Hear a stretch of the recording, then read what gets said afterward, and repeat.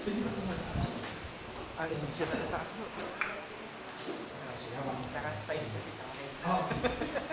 Tapos, thank you Lord sa kabutihan mo tunay sa 25 taon sa iglesia nito. Tinayo mo, pinangalagaan at patuloy na alagaan ko. At salamat po Lord sa iba't ibang mga magagawa na dinala mo Panginoon para palaguin ang iglesia nito.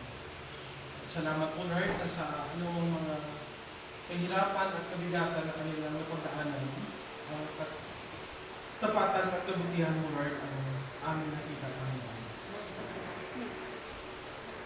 At bilang tanda na inyong kabutihan Panginoon, nakikidalangin na kami mong maghanda rin ang aming pusat isipan sa pakikinig ng inyong salita. At salamat po Lord na aming mapag-aralan ulit ang inyong salita, hindi lang para maalaala ang kabutihan mo at bakit namin sinasariwa ang araw nito.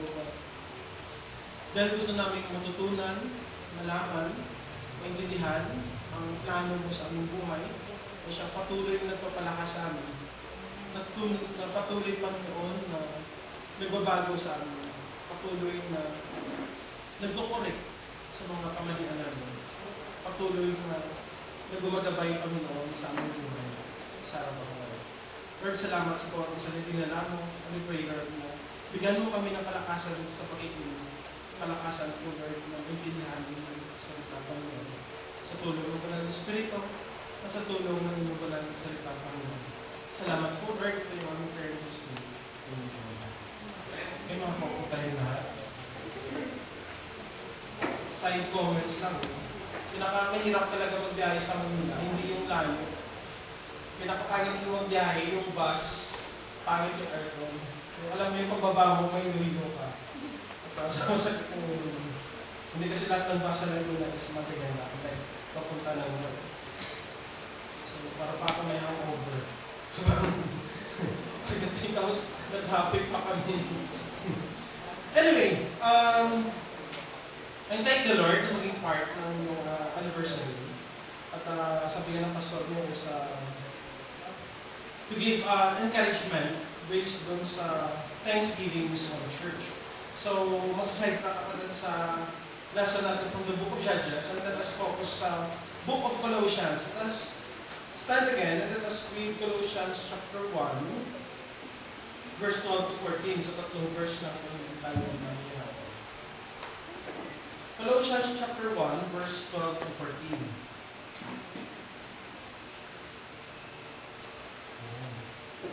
Sana lahat tayo may Bible. Colossians 1 verse 12 to 14. With joy giving thanks to the Father who has qualified you to share in the saints' inheritance in the light. He delivered us from the power of darkness and transferred us to the kingdom of the Son He loves, in whom we have redemption, the forgiveness of sins. Makaupo na po tayo lahat. I titled my message, Giving Thanks to God for His Sovereign and Marvelous Works. So maraming dahilan, no? Nakakatuwa naman na yung church anniversary niyo. Instead, i-tell yung story ng church history is more of prayer. At habang ginagawa ko yung sermon ko, the-ex may pastor niya, sabi ko sa nag-ibahin naman yung type of church. Kasi when we tell the anniversary, especially when we tell the story of the church, parang dididetail natin yung mga tao. But at the end of it, parang nakalimutan natin si God, no? How we work. Kaya ang ganda ng prayer ng pastor na it really touched my heart to remind us that everything that happens is really under God's sovereign control. Hindi siya control ng pastor, hindi siya control ng mga ilang tao, or hindi siya control ng mga lumang tao at ng mga bagong tao. The church always survive because it is God's church. At yun yung pinakamagandang bagay. Although, tanong nila sa akin, bakit yung Iglesia ni Cristo na 100 years lang? 100 years nga, 100 years na kabulukan. So, wala tayong magawa doon. That's part of the life of the church. That the church will always be struggling with false teaching and false teachers sa paligid niya. Hindi naman sinabi ni God, kapag Christians kayo, pag nagtayo kayo ng church, tanggalin niya lahat ng mga false teaching. Hindi po yun. Kaya kasi minsan yung term nila sa philosophy is maganda, mas ma-appreciate mo daw maging maganda pag merong pangit. So, kailan mo ma-appreciate yung truth? Pag merong lie. Kasi ma-distinguish mo yan. Yesterday sa aming Bible study, sinishare nga ng Natiloida at saka ni Kuya Arnel. Si Pastor Angelo Palay was nahuli pala siya sa abroad, no? And halos torture siya para ituro yung mga Christians at hindi niya ginawa yun. Nasabi ko, buti siya, kasi ninaranasan dito sa Philippines. Yung ganong type ng persecutions. But makita mo doon yung joy niya to serve the Lord and he was excited to meet us on Sunday. So, he was makasama siya doon. But the point is, look, we have so many things na nagpapasalamatan. And today, in the 25th year of your church, I pray that you will be blessed as we listen to the preaching of the Word. Now, giving thanks, hindi siya normal sa taong magpasalamat. Agree to disagree? Try to recall kagabi o kahapon, ilang beses kayo nagpasalamat nila. At ano yun? Sige, i-compare natin yung pasasalamat nyo kung gaano karami yung nireklamo nyo. Traffic, kami kanina, gano'n, no? Traffic, pangit yung bus na sakyan namin, may jump na nakasunod. Binibiro ko na nga ng wife, dito tayo pinasakay ni God, eh. So, pangit. Kasi yung jump bago yun, eh. Yung bagong jump. Pagdating namin dyan, sabi ko, ano na lang eh, yung maliit na ano lang, may tumirik pa na sasakyan. Tapos, ilang meters lang, yun yung isang area na hindi pwedeng madaanan, diba? Yung sinasabi kami. So, isipin niya kung anong effect sa amin yun. So, parang mag-freak out ka na yun. That is good. Pagdating namin, di ba pala nag-umpisa? Kasi nag-umpisa kayo na nai, malabang, wala pa kami dito ngayon. Yung pastor na talaga mag-preach. So, hindi normal sa tao magpasalamat. Kailangan natin intindihin yun. Hindi siya naging virtue. Nung naliligaw yung lalaki, sasabihin niya, thank you Lord, na napakaganda ng aking pangasawa. Pero nung napangasawa niya na, gusto niya nag-iwalayan. Para nagkamalay ka Lord na binigay sa akin, di ba? Nag-pray tayo minsan, Lord, pray na bigyan mo kami ng work. At nung binigyan ka ng work, nagpasalamat ka, after a year, sabihin mo, Lord, gusto ko na mag-resign. Sama-sama na ako sa work ko to. Di ba? Gusto ko Lord kunin yung ganitong kurso. Tapos nung kinuha mo na yung kurso na yun, provide si God, at meron mga problema, sabihin mo na agad, ay Lord, ayaw ko na. Parang ganun ang nangyayari. So this is common na bagay. Especially when people was being persecuted. Imagine niyo yun, na kung hindi kayo Christian, hindi naman kayo pinipersecute. At wala naman kayong nararanasan ng kahirapan. At hindi ko ba naisip niyo sana, Lord, mabuti pa nung unbeliever ako. Mabuti pa nung ako ay katulad ng isang ordinaryong tao at nabubuhay na walang sumisika sa akin, walang nagbabantay sa akin. Walang halos may nag-judge kung anong aking ginagawa. At all the more, kung ano yung aking mali.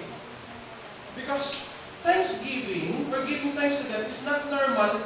Nung pumasok kasi yung sin, isa yung effect ng sin.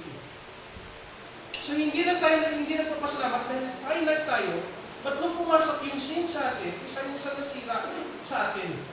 Kaya yung attitude natin sa buhay, even tayo mga Christians, was nasisira doon. And there are many passages of Scripture na matutunan natin that even Paul and even mga apostles always encouraging people to give thanks to God. Kaya kapag binasa mo yung Psalms, it's really more of praising. Kasi nga, naranasan nila ang buhay nila, at yet, they still believe in God. One of the popular verse was 1 Thessalonians 5:18, ang sabi doon, in everything, give thanks to the Lord. Bakit? Hindi ko naman sinabi doon. Diba? Good thing. Sinabi niya is everything.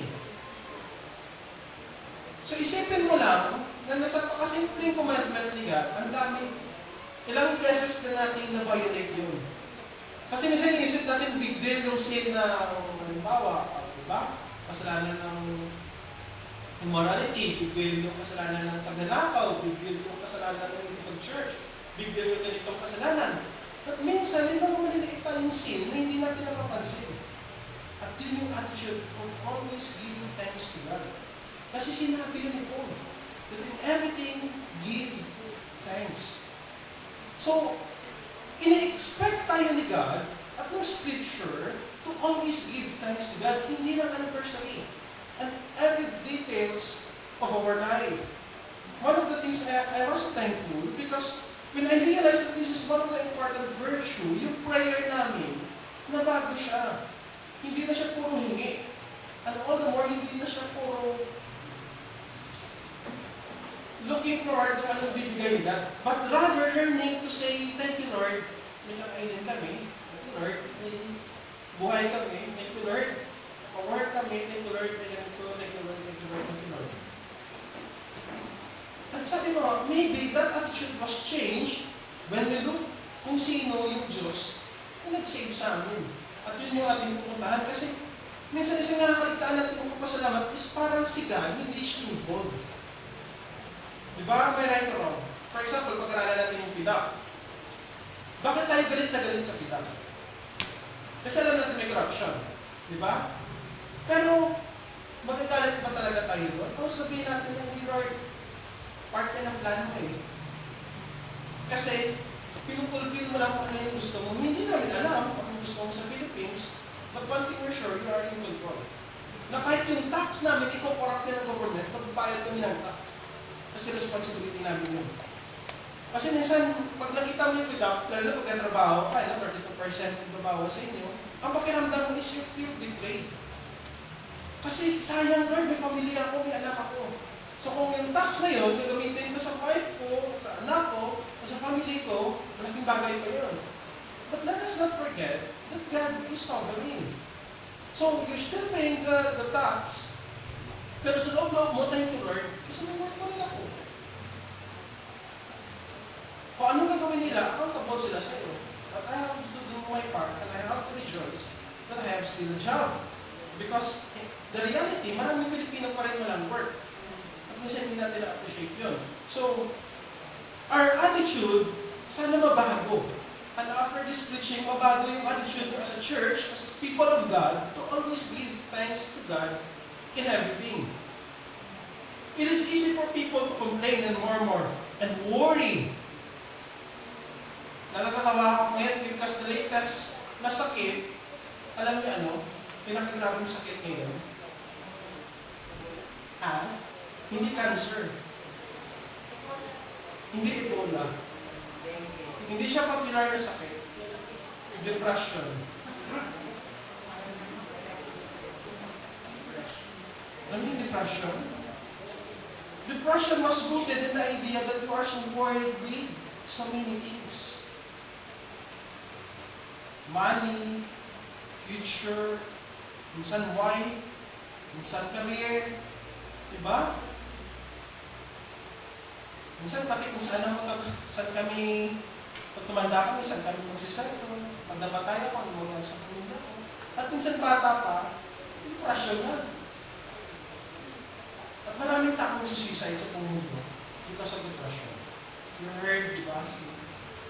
Sino pa pilar na Hollywood actor? Robin Williams.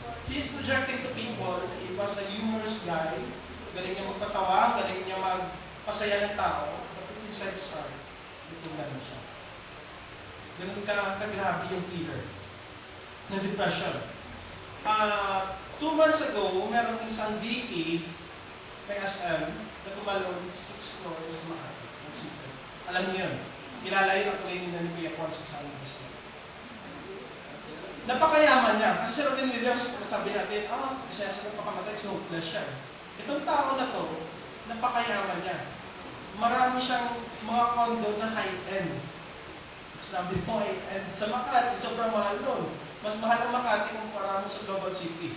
So, para may idea kayo. Marami siyang condo, BP siya. Pag sinabi mo vice president ka, hindi ka lang manager. Mas mataas ka pa doon. So, kung isip nila ngayon nung binata pa siya. Marami siyang kotse. Pero one morning, namalun siya from 6th floor, nabaldo niya, patay. Hinamatay niya, sabi daw, kasi meron siyang clinical depression. Kasi minsan isipin natin, kaya ako nadidepress kasi mahirap ako. Ay, hindi po. Marami pong record na kahit mayayaman, kahit magaganda, kahit ang tatalino, na nagpapakamatay. Ang idea doon, bakit nangyari yun? Isa yun sa mga nangyayari is hindi nila nakikita maraming parts of buhay nila dapat pinapasalamatan nila. Diba? Maraming bagay sa kanila na wala tayo. Pero bakit kayo dito? Bakit hindi kayo nagpakamatay? Yung iba dito sa inyo walang work. Diba? Bakit hindi nyo naisip yun? Marami dito sa inyo, yung church nyo, hindi naman ganito kalaki katulad ng pag-church. Pero bakit yung pastor nyo, hindi naman kayo pinakutungan? Hindi kayo ginawang gatasan. Diba? Bakit siya nagpapakahirap mag-work sa DTI? Kasi nga, mahal niya yung iglesia at maraming bagay siya pinapasalamatan. Alam niyo, matututo kong mga ganito. Siguro kung yung pastor niyo pupunta lang ng US, malaking salary niya. Kasi maraming church ngayon sa US, hindi na rin matitinag yung mga pastor. Sabi nga ng mga friend namin, mga Pilipino doon na nandun, sabi nila, yung US daw, siya na ngayon yung mission field, hindi na siya yung mga missionaries na nagsasend. So kung may ganyang palit yung pastor niya, makapag-agawa niya sa US. Hindi ka iniwan, di ba? Palit ko na mga $1,000. Binigyan mo ko idea. Ano na yun? Binigyan mo ko idea. Binigyan na idea. Sa next year, iba na yung pastor nila. Pero ang point na, because maraming bagay na minsan hindi natin nakikita, mahalaga yun. Si God ang may gawa niya. Now, i-define natin what is thankfulness. When I say thankfulness or being thankful, it is the word, expression of one's acknowledgement of God's sovereign work. Ina-acknowledge mo, kaya ka nagpapasalamat. Now, ang sabi ni Paul, pasalamatan mo lahat ng bagay. Therefore, lahat ng bagay, lahat ng tao, bahagi yan ng plano ni God. At pasalamatan mo yan. Yung pinaka-proven mong boss, part yan ng plano ni God. Hindi yan sadya. Yung pinaka-pangit mong husband, katulad ng wife ko, di ba? Plano yan ni God. Napakaganda kayo ng wife ko. Parang kung siya pwedeng makita. Ako ang minahal na, di ba? Diba? Ang minsan hindi mo matanggap na tao or neighbor mo, bahagi yan ng buhay na dinisign ni God sa'yo. Isang bagay na matutunan mo doon, pasalamatan mo yun. Part yun ng sovereign ng plano niya. When God speaks of goodness, it doesn't mean lahat ng bagay magaganda. When God speaks of goodness, kaya mo pa rin sabihin, thank you Lord sa goodness mo, kahit miserable yung buhay mo. When I say miserable, hindi siya katulad ng iba. May kasi sinasabi miserable, yung palaboy ha. Ang salamin, di ba? Pag sinabing miserable yung buhay mo, sa pananaw ng tao, hindi siya fit.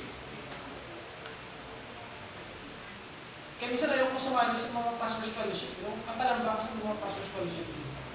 Pag nakita yung mga pastor, lagi yung tatanong sa'yo, gano'ng kalaki church mo? Sabihin mo malaki. Kaya sila yung tatanong, aircon church mo. Ganun na lang yung technology. No? Ano yung church mo, gumagamit pa kayo ng iPad. Parang ganun yung standard ngayon. At parang pag wala ka nito, parang sabihin nila sa'yo, naku, parang hindi ka blessed to Lord. Diba? Kasi naisip nila na si God, parang he is a God na lahat ng bagay bibigay niya sa iyo para kang bata na parang lahat ng gusto mo bibigay niya kahit alam niya ipahamak mo. Nang hindi po ganun si God. So lahat ng bagay na nangyari dito is bahagi talaga yun or dapat ina-acknowledge mo si God. Natawa ko sa isang binabasa kong article from a Roman Catholic na sabi nila, every aspect ng life mo, si God may plano. Sabi ko, wow. Kasi Katoliko siya, pero nasabi niya. Nasabi ko, dapat Christian ang nagsasabi mo. Pati pala, nakamatayan kasi binigay dito, kung namatayan ka man, nawalan ka man ng work, wala ka naman sa buhay mo, ano man pinagdadaanan mo, part yun ng plano mo. At sabi niya, minsan yung mga taong hindi mo na-appreciate, ginagamit ko nila. At na-realize ko nga, oo. Example, wala kang work. Hindi konti ng pera mo. Saan ka kakain? Iisipin niyo kung lahat ng tindahan sa Pilipinas ay Jollibee. Sa 10 piso, bang makakakain ka? Makakain ka ba? Hindi. Diba? Pero pag bumalik ka sa Bacolod, may makakainan ka din sa 10 piso. May kasi 4 pesos, 5 pesos, may rice, no? Tapos kalahating ulam, busog ka na. So imagine niyo na may mga ganung bagay, yun ang makikita mo na nag-provide sila at minsan hindi mo na-appreciate yun. Minsan pagtingin mo pala sa ulam mo, sama na ng loob mo, kasi sabi mo, bakit ito lang kinakain ko? Hindi mo na-appreciate na lahat provisions mo ko. Kasi ina-acknowledge mo, galing pa rin yung kay God. So sana, no, thankful naman kayo na hindi Jollibee lahat sa Pilipinas. Kaya nagaling ko McDonald's, na-boarding ka na ng chicken. Now, second thing, it is an appreciation. When we say thanksgiving, it's not only acknowledgement, it is appreciation of who God is. An appreciation of who God is. So parang ganito yung sinasabi ng gusto kong imanan sa inyo. Yung attitude mo, kung nagpapasalamat ka o hindi, nagre-reflect kung anong pagkakilala mo sa Diyos mo. Hindi mo ito lang pag-iwalay yung dalawang bagay. Kung kilala mo yung Diyos mo, everything sa life is pasasalamatan mo. Pero pag hindi mo kilala yung Diyos mo, maraming bagay, i-reklamo mo sa kanya. It is normal for people na magreklamo, but it's not normal for Christians na magreklamo. Maintindihan natin yung mga. So, a thankful heart should be an attitude, a lifestyle, an action. Tamang mindset mo, gawin mong habit yon, at gagawin mo siyang bahagi ng buhay mo. And you will see the difference sa bagay na yon. Now, balikan natin yung text natin. Colossians chapter 1, verse 12 to 14. Bakit ito yung napili ko? Naisip ko kasi marami ako naisip na text. Ng Psalms, maraming bagay. But the Lord led me to this passage that's very surprising kasi Colossians is one of my favorite book. But nung binalikan ko siya, mas lalo ako nag-enjoy. Now, kanina binasa natin Colossians chapter 1, verse 12 to 14. You go to Acts chapter 26, verse 17 to 18. At masusurprise kayo. Nung kinakausap ni Paul sa Agrippa, ito ang kanyang sinabi. Acts chapter 26, verse 17 to 18.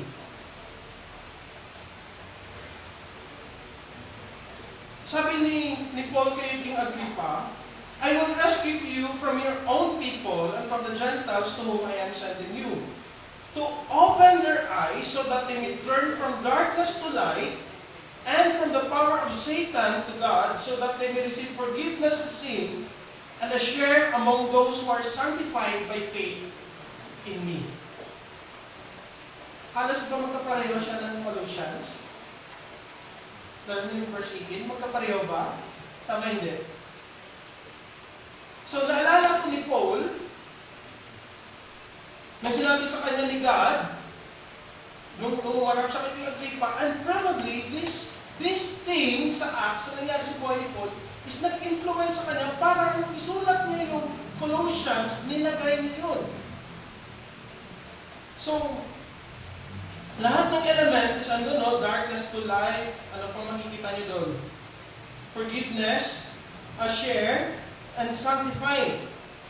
So, first and foremost, ito lang gusto kong iman, why we should thank the Lord, or the reason we should be thankful to the Lord, go to Colossians chapter 1 again. Ang sabi niyo doon, who qualified to share in the inheritance of the saints. The word is qualified. Qualify tayo ng Diyos. Bakit sa atin, iba sa atin, hirap maghanap ng trabaho? Dalawa lang sasabihin sa'yo. Kung hindi ka qualified, you're overqualified. Tama hindi? Yun na yung dalawang word na yung maririnig nyo. Qualified, hindi ka qualified, or overqualified ka. Overqualified ka kasi matanda ka. Kaya binabago ngayon ng ng Congress ng edad is kaya 35 above, pwede pa rin trabaho. So, dalawa yun. At pag sinabing hindi ka qualified, ibig sabihin nun, hindi mo na-met yung standard ng company or nung ina-applyan mo. For example, apply ka as an engineer, naghanap sila ng engineering sa department nila, tapos yung work is technical lang, or technician ka lang, hindi ka pwede doon. Sobrang lakas na ng loob mo na kahit naghanap sila ng engineer, technician ka, mag-apply ka. Di ba? Hindi nangyari yan sa Pilipinas kasi nga may qualification, may standard. The same thing, pag nag-asawa ka, naghanap ka rin ng qualification. Diba? Kailangan model, diba? Mga matangkad, maganda, diba? Pero hindi mo na tinignan ang mukha kung gwapo din. Diba? Nasa may standard lang. So, minsan yung term is, term ko sa Bible, pinagpaka-ambisyoso ng lalaki. Although sabi nila, mas okay na daw yung pagpangit ng lalaki. At least sure na lalaki. Isa naming gwapong lalaki. Kadada-duda naman, diba? Malusot eh. Malusot. Malusot. Para ma-justify ka pangitan yun. So, ano ibig sabihin that God qualify us? That means, God in His own pleasure, pinili ka niya. Ang Colossians, meron siyang twin letter. Ano yun? May twin epistle siya. Ano yun? Na halos kapareho niya ng words ng construction. Anong book yun? Anong twin letter ng Colossians? Diba bagsak na kayo sa New Testament mo? Ephesians. Pag binasa mo ang Ephesians at Colossians, halos magkakapareho yan. Twin letter niyan.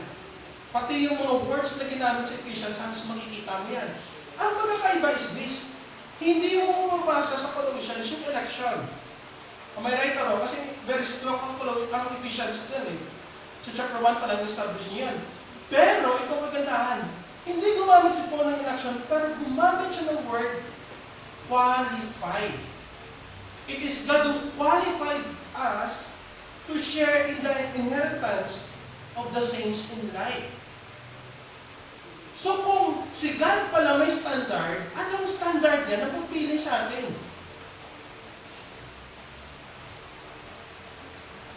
So pinalify tayo at sinave tayo dahil mabait tayo. Pinalify na tayo dahil alam niya magbibilieve tayo sa Kanya. At yung iba hindi.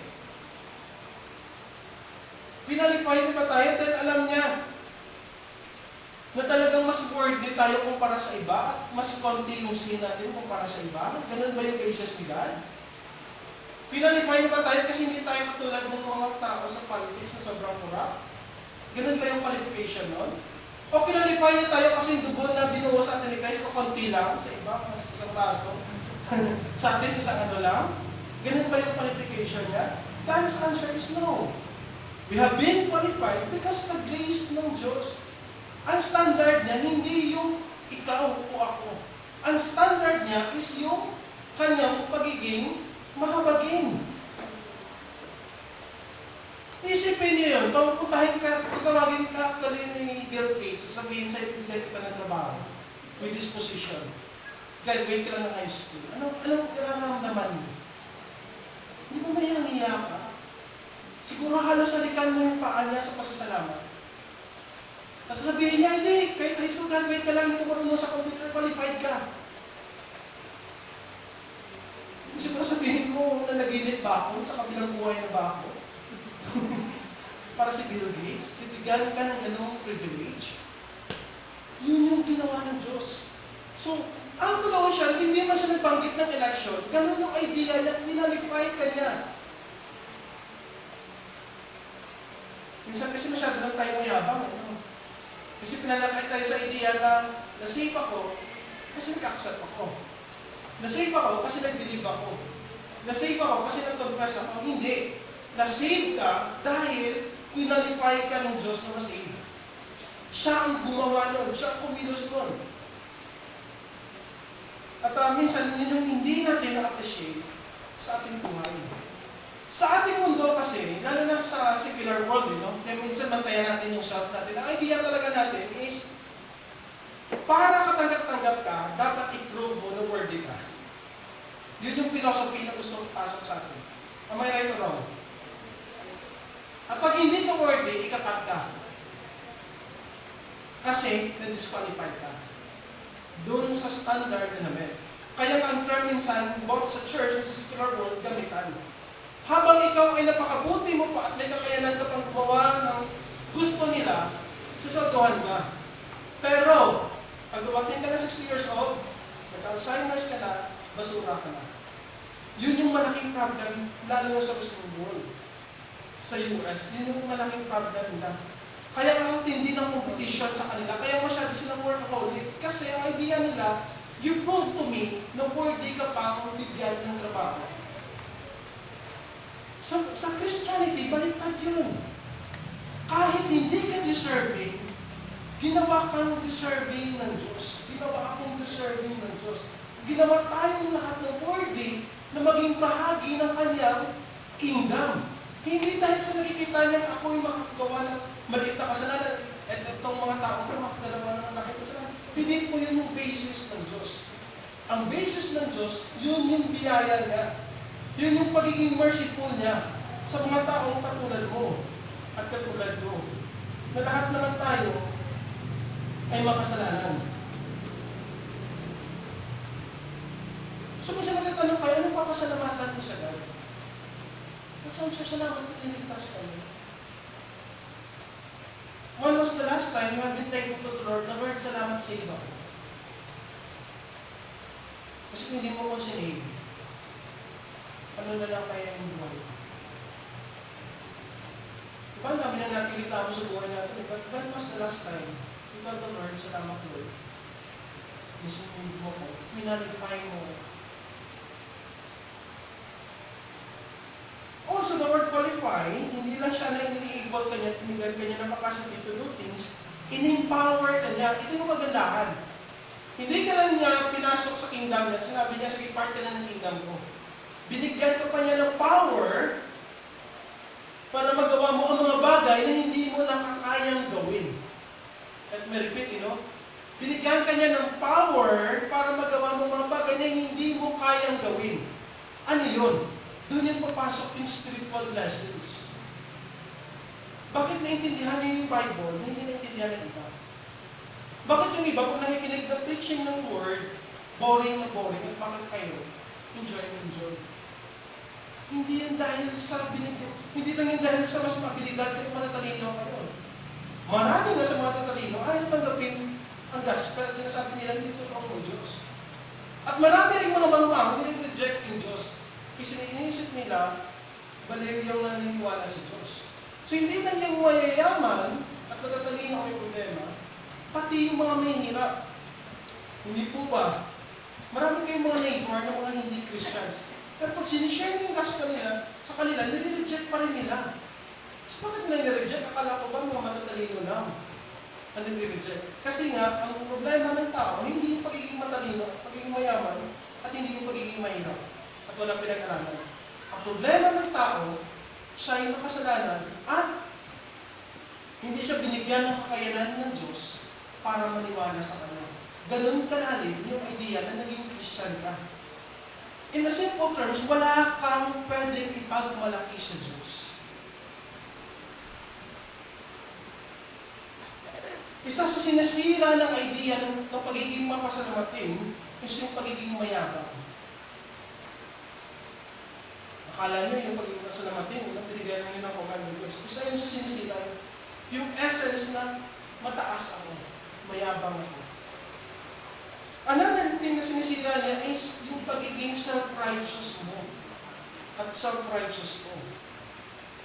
When we speak of being self-righteous, ganito, kaya tingnan niyo yung minsan yung command ng Bible, when you caught someone in sin, anong sinasabi doon? Restore. But may warning siya last part. Be careful na hindi ka ma-fall sa same na sin. Kasi ang idea niya, pag nakita mo yung tao nagkasala, ano dapat pananaw mo sa kanya? Masama?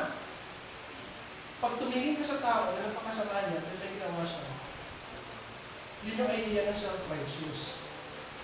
Kasi pag nakita mo kapatid mo gumawa ng kasalanan, ang dapat mong maramdaman is compassion. Sabi ko nga, yun yung isang term na namawala sa Christianity. We're always fighting for the truth. But I hope wag mawala yung idea ng compassion sa life ng tao. Yun yung hindi maintindihan ng mga Pharisees kay Christ. Na bakit kung Diyos siya, righteous siya, banal siya, bakit ka makikipagkain kasama ng makasalanan? Kasi nga si Christ, hindi niya naman in-overlook yung sin, hindi niya naman kinakondom yung sin, pero He always look people with compassion. At yung compassion na yun, nanggagaling yun sa sense ng pagkasalanan. So pag nakita ko yung kapatid kong kasalanan, ay di ako dapat is, Lord, hakabagan ng kapatid na to. Salamat Lord, hindi ako na-fall sa ganung sin. Kasi ako rin kaya kong gawin ko sin na yun. The fact na hindi ko nagawa yun kasi tinulungan mo ko. Yun dapat ang maramdaman mo. Pero kung naramdaman mo na, itanong mo, sama-sama niya, kaya niya, bait-bait niya. Yun yung idea that now you're becoming self-righteous. Nakalimutan mo na save ka, hindi dahil sa mabait ka. So minsan nakala natin, nakawala na tayo sa idea ng pagiging self-righteous. Andun pa rin yun. At isang bagay na pabalikan mo, kaya malagang balikan mo yung kaligtasan. So kung gaano man kasira yung buhay ng tao na yun, at kapatid mo yun, mahalin mo yun. At kahabagan mo yun. Hindi ko sinasabing i-tolerate mo. Hindi ko sinasabing mag-rejoice kayo na na-fall siya. Kung sabi ko, kahabagan mo yun. Kasi lahat tayo, hindi naman, kaya di ba? Lahat tayo sinave at kinalify dahil sa grace ng Diyos. Hindi dahil sa alam niya na mas mabait kapag sinave ka. Hindi dahil sa alam niya 10 years from now, mas magaling ka pa sa customer. Hindi yun yung tinignan ng Diyos. Tinignan niya pa rin dahil sa grace niya. At yun yung isang sinisira ng isang bagay. And then, nung in-enable ka niya, nilagay ka niya sa kingdom na hindi ka talaga worthy. Kaya malagang papasok doon yung idea of He delivered us, or who delivered us, or for, kasi yung other translation sa Bible is for, delivered us from the domain of darkness. The idea here is more of rescuing. Hindi yung faith mo at yung faith ko ang nag-rescue sa akin sa slavery of sin. It was God. Tingnan niyo yung progression niya. He qualified us, at ano next word niya? He rescued us. Hindi niya sinabing, may ginawa ka para ka makaalis doon. Siya yung nag-rescue. And for God to rescue us, meron siyang kailangan gawin. Ano yun? Anong kailangan gawin ng God para i-rescue tayo sa sin?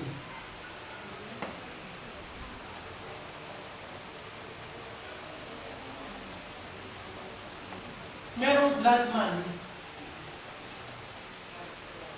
Meron siyang payment.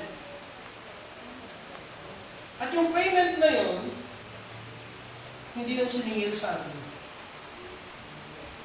Kaya ang ganda ng 1 Peter, no? We're redeemed by the precious blood of Christ. Ang idea niya talaga nun is hindi mo kayang bayaran yun. Do you think 1 trillion kayang bilhin isang patak ng dugo ni Christ? Ang sabi niya kahit na buong mundo, kahit lahat ng yaman na mag-ibigay sa'yo, hindi mo kayang isip yung soul mo. At minsan hindi natin na-appreciate yun. But when God rescued us, parang siyang merong iniwang kapalit doon. Yun yung si Christ. May nagbayad. Hindi na siya yung idea na kinulong tayo dito, tapos may isang hero na nagbukas ng pintuan, tinalabas tayo. Hindi ganun yung nangyari doon. Yung room na to, masusulog na to, meron isang tao na nag-rescue sa atin, at part ng pag-rescue nun, may namatay siya, at tayo yung nakaligtas. Yun yung idea na pag-rescue. Nakukuha niyo? Hindi lang yung kinuha ko lang ito para i-save ito, hindi gano'n. Para na-save ko ito, meron siyang kapalit. At yung kapalit na yun is another life. At yung life na yun, hindi yung tao lang. Anak yun ng Diyos. Yun yung idea niya ng rescuing. So isipin mo ngayon, dapat ba akong magpasalamat kay God? The honest answer is yes. In everything, you should be thankful. Kinalify ka niya, nirescue ka niya, at part of pag-rescue niya, merong sacrifice. So wag naman kong isipin ang Christianity is really all about you or all about me. Or partly may ginawa ka at may ginawa ako, hindi. Christianity is really all about the Word of God. Kaya ang hiningi sa atin, you have to trust the Lord. You have to believe na siya lang yung makakagawa nun. And that's the reason we are saved. Kanina tayo sinave. Ang sabi doon was really the word is darkness. And the word darkness in Scripture symbolizes ignorance, falsehood, delusion, sin, and even Satan. So, it encompasses all negative things sa mundo. Pagiging worldly, pagiging ignorante, pagiging nasa mali, nabubuhay sa sin, and even kay Satan. Pero tingnan nyo, nung na-rescue niya tayo, hindi niya na tayo pinuha doon sa darkness at nilagay kahit saan. Anong ginawa ni God? Nung kinuha ka niya, dinala ka niya sa kanyang kingdom. Iba yun. Kasi pwede lang naman yan, halimbawa, nasusunod to, nakita ko si Pastor Jonet na nandito sa loob, siya na hindi nakalabas. Na-rescue ko siya. Pagka-rescue ko, pagkadating namin sa labas, hindi ko lang siya, mag-isa ko. Pero wala na siya madirhan. Am I right or wrong? Hindi ba yun yung common na problem natin sa mga nasusunugan? Ang next silang problem, saan kami mapupunta? Pag na-rescue sila ng mga fire truck, ng mga firemen, dinadala ba sila sa fire station? Hindi. Iniiwan sila doon, bahala sila. The next day, mag-rebuild sila ulit doon. Am I right or wrong? Tama hindi. Di ba ganun yung nangyayari? Anong ginawa sa atin ni God?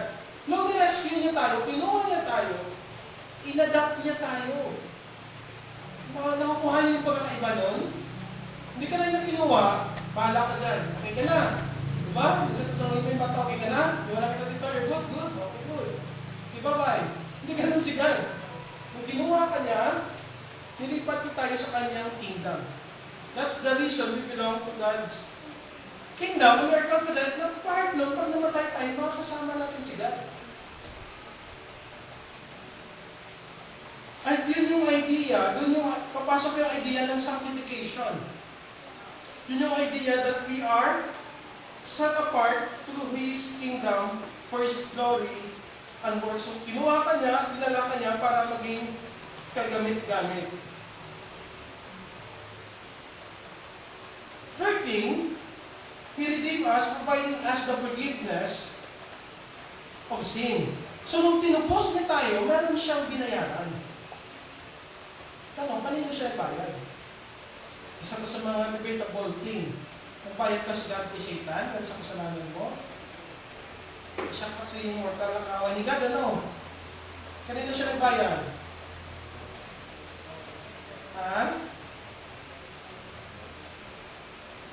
Kanino siya nagbayad?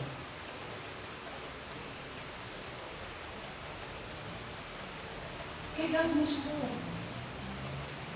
Kasi, ang na-offend natin, at nasaktan natin, at nasira yung relationship natin kay God. Hindi kay Satan, at hindi sa ibang tao. Rather, with God. So, He paid us with the forgiveness of sin. What do we mean by the word forgiveness? Yung pinakamasimpleng tanong, alam mo dapat masagot niya, what is forgiveness? When do you say that a person forgive you?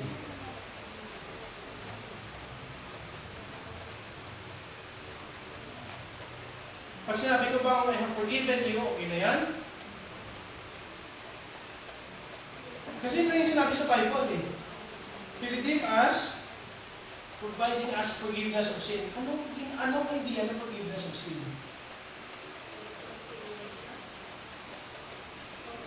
Nilinis ka niya, plain as new, good as new, and nireconcile niya, tama kita, nireconcile niya kay God.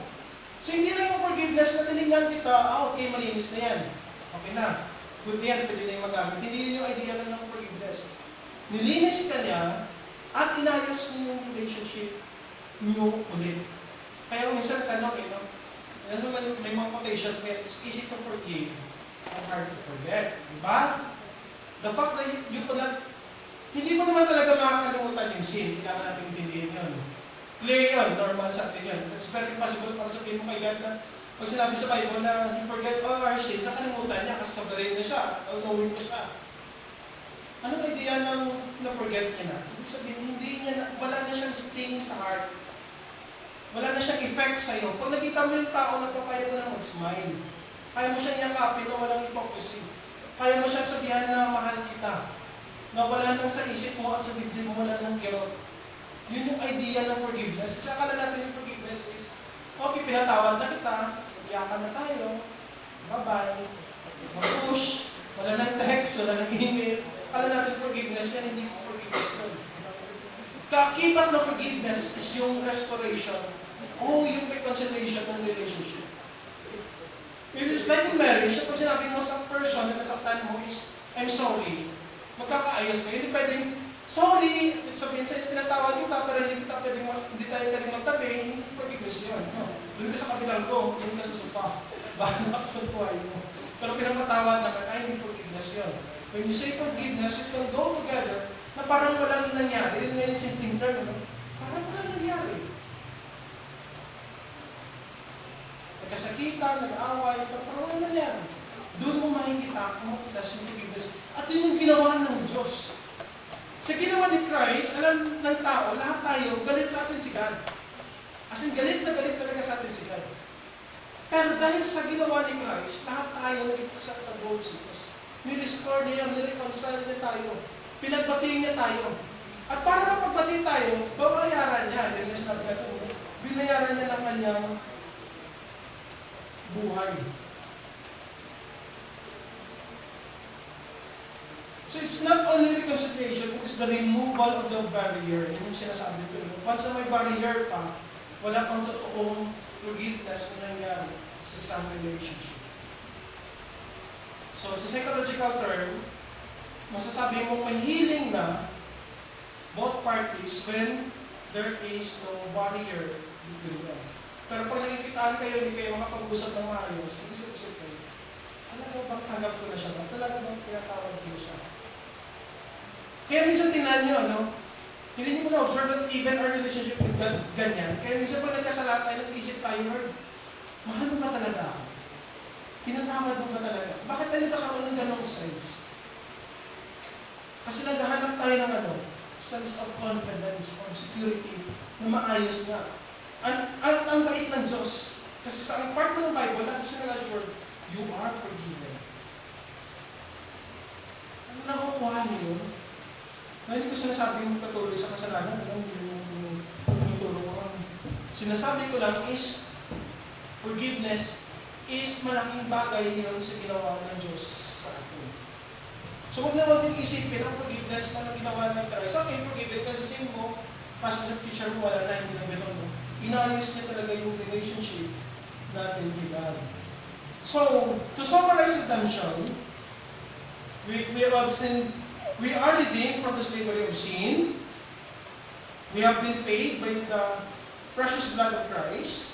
And we have been put into a state of freedom for slavery to the Lord who redeemed them. Ito yung pinakamasayang part.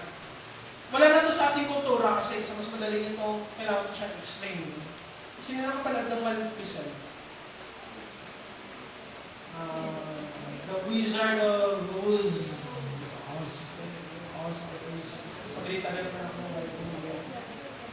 Nalala niya doon, pag sinave niya, nung sinave niya, diba sa Wizard of nung sinave niya yung monkey sa lion, anong ginawa ng monkey?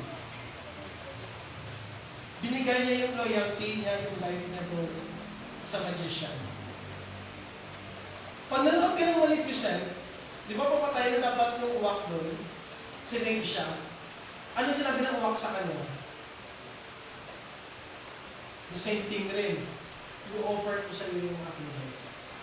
When you speak of redemption, and we speak of freedom, akala natin yung freedom, ito yung kailangan baguhin at linawin sa mga Christian. Pag sinabing freedom, hindi ibig sabihin nun, dahil sinave ka na ni God sa sin, pwede mo na gawin lahat ng bagay. Hindi yun yung idea niya.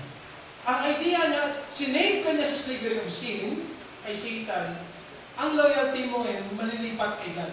In simple terms, slave ka na ni God. And very strong yung scripture doon, lalo na yung book of Romans. Kaya yung Romans chapter 6, pinupoint talaga ni Paul doon, now that you have experienced God's grace, therefore you are no longer slave to sin, but you are slave to God.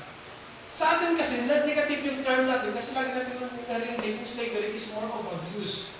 But the term slave sa Bible simply means you have become loyal to God.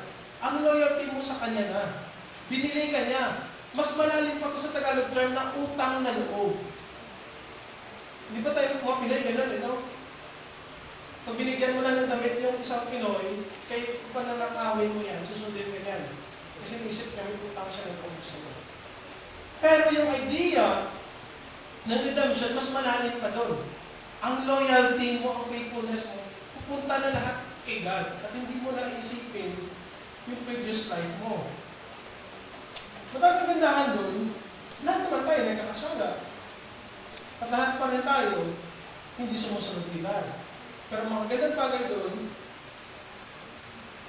hindi yun ang dahilan ng nag-preserve sa atin. Kaya yung spirit way ng Pastor Lino, yung idea ng pag-iingat at preservation. Malagang doctrine yun ang kailangan natin yung bibigyan. May isang part doon na sobrang extreme. Yung nangyayari sa amin sa Kalamba, tinuro pa rin, 2 weeks ago, kapag nag-suicide ka, safe ka pa rin. Nakakatakot yun, no? Pag-usapan nyo na lang yung sometime. But ang point ng idea that God is preserving us, on the basis of Christ, ang point nun, we live a life na pleasing sa Kanya. Kasi ang main point ng Colossians, yung passage natin, naka-attach siya dun sa verse 9 and 10. Ng prayer ni Paul, that we will grow in the knowledge and wisdom of the Lord, blah, blah, blah, so that you may walk worthy. Yun yung pinakamayon thought nun. So, nung pinasok niya lang, isang manifestation ng pleasing to the Lord is giving thanks.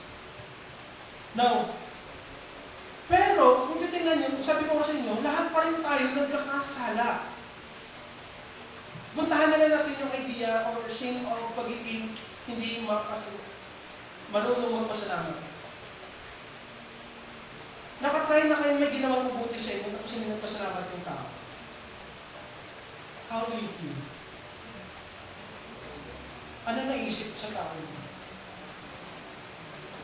Sumama bang loob nyo dahil sa nag-expect kayo in return? O sumasama loob nyo dahil bastos yung tao? Nakakuha yung pagkakaiba? Hindi sumasama loob mo kasi naghintay ka ng kung binigyan ko siya ng 500, sabi bibigyan niya ako ng 1,000, hindi gano'n. Sumama loob mo kasi kahit man lang sabihin sa iyo na salamat, kasi wala ka man lang marinig.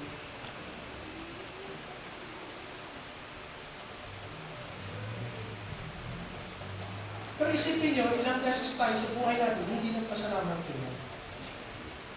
Kung kahapon ng tinest ko, tinest natin ngayon for 25 years. Ilang beses yung church na to, hindi nagpasalamat kayo. At kung mag-pinasalamatan man, anong pinasalamatan nyo? Diba? Sabi ko sa inyo, we always give thanks na lahat ng positive things. Sa negative things, hindi na. Kung nakalimutan natin, diba? But in everything, we should give thanks to the Lord. And one of the important reasons why we should give thanks to the Lord is the salvation that we have. Sabi ko, ito yung parang ugat, ito yung foundation ng magiging papasalamatan. Be thankful that God qualified us. Be thankful that God redeemed us. Be thankful that God rescued us from darkness. Kung yung bagay na ito, nakakalimutan mo pasalamatan, kahit maliit na bagay, kaya mo na yung makalimutan. Pero kung yung bagay na ito, pinasalamatan mo kay God, lahat ng bagay susunod ko rin. Kasi kilala mo pa rin ng Diyos na nagligtas sa'yo. Napakadakila ba naman ang kanyang ginawa. At kaya mo pasalamatan yung mga tao sa paligid. There was this Filipino na nag-experiment siya. At sumasakay siya ng jeep. Ito ba, dito mo natawa kayo, no? Pag sumasakay siya ng jeep, ina-observe niya kung ilang pasahero ang nagpapasalamat sa driver. Pagkababa. Ilang pasahero ang nagpapasalamat pag nag-aabot ng pera. Pag nag-please. Di ba? Paabot ka ng pera, please. Ano kagad dapat sabihin mo? Thank you sa pagano ko. Di ba? Pag binalik yung software sa iyo, ano naman mag-discuss sa pagano? Thank you. Pero ilang Pilipino ang hindi ginagawa yun. Natawa ako sa experiment na yun. At nakikita niya, sobrang liit ng percentage ng mga Pilipino ang marunong magpasalamat sa ganung kaliit na bagay. At tayo mga Christians, mas maraming tayong dahilan at bagay ang pagpasalamatan kay God. Tayong lahat ito ngayon. Maraming bagay sa ating buhay, Lord, bilang mga anak o hindi. At nakakaligtaan namin magpasalamat.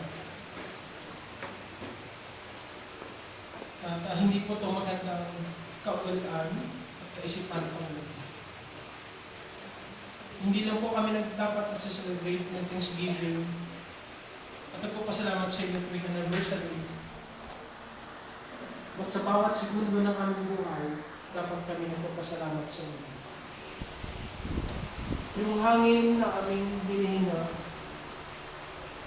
yung buhay na inyong pinagkaloob sa amin, yung taon na kami nabubuhay, at maraming bagay pa Panginoon sa aming buhay, ay sapat ng dahilan para magpasalamat kami. Lalo na po pag naunawaan namin gaano kalalim ang katotohanan sa inyong pagligtas sa aming Panginoon. Walang sino man sa amin na andito na karapat-dapat ng mahalin, karapat-dapat mong kahabagan, karapat-dapat mong iligtas, karapat-dapat mong baguhin, dalhin sa inyong piling Panginoon. Pero ginawa mo yung Panginoon dahil ikaw mismo ang Diyos na mahabagin, Diyos na mapagmahal, na kahit Lord sa iyong kabanalan, minahal mo ang mga tao katulad namin na kasalanan. At nung kami, Lord, iniligtas mo, hindi mo kami iniwan sa isang gabi. Kami inilagay mo at dinala mo sa inyong kahanan, Panginoon. Kaya nga po kahit kami ngayon ay buhay, amin na nagtatamasa ang bunga ng kaligtasan na inyong pinagkaloob sa amin. Lord, salamat dahil sa inyong anak na siya nagtubos sa amin, sa aming kasalanan. Ng aming kasalanan tunay na kalaking bagay sa inyo. Napakatindi na inyong galit sa kasalanan ngayon. At nakita mo kung ano kami kasalanan hindi lang sa amin nagagawa, pati sa aming puso, sa aming isip, pati sa aming kaluluwa, Panginoon.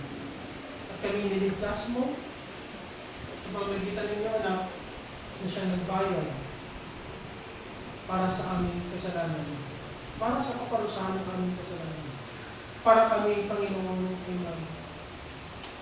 magkaroon ng kalayaan sa kasalanan. At pagkaroon ng kalayaan para sambahin, mahalin, at paglingkuran kayo, Panginoon. Salamat sa pagpaalala sa amin ng lahat ng bagay sa aming buhay ay bunga ng inyong katapatan, ng inyong abag, ng inyong kadakilaan, ng inyong pagiging sovereign, Panginoon. Kaya nga po wala kaming ibang dahilan na hindi kayo pasalamatan. Rather, sa bawat oras, bawat minuto, at bawat segundo ng aming buhay, naman po ng aming pili ang pagpapuri ng may pasalamat sa isang dakilang Diyos. Salamat, Lord. Ito yung aming dalangin sa Panginoon Jesus.